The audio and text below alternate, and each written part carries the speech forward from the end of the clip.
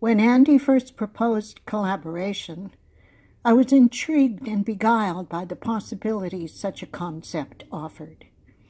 His work, inspired by geology and by birds, expresses ideas and truths that defy words, and I wondered, what common inspiration can there be between a sculptor living on the far east coast and an old Tlingit woman finally home? What common inspiration can any of us share?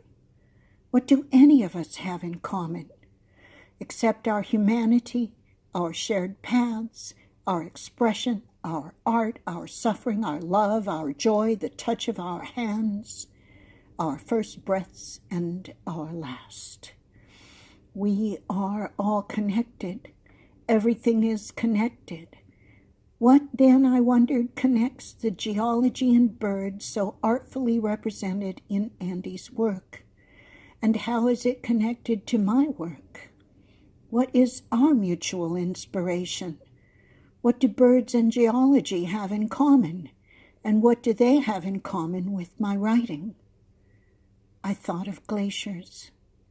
When glaciers move, they scrape the uncovered land and leave behind them traces of their existence, their lived experience. Glaciers leave behind them the boulders they've scraped and crushed.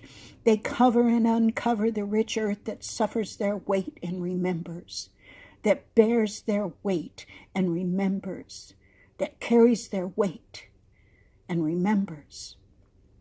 The uncovered land invites birds who share their paths and themselves plant the seeds and invite the bloom of the lives that will come after.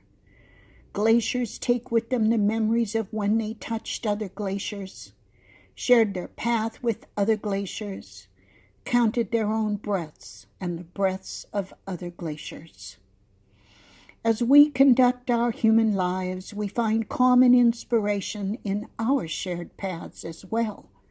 We leave behind the people we've scraped and crushed. We leave behind the people we've loved, people who carried our burdens and who will remember us until their own last breaths. They will remember the weight of our suffering and of our joy. We look behind us on our paths and we know that what we have left behind is never bare. We know that the uncovered land that we have left behind is never bare.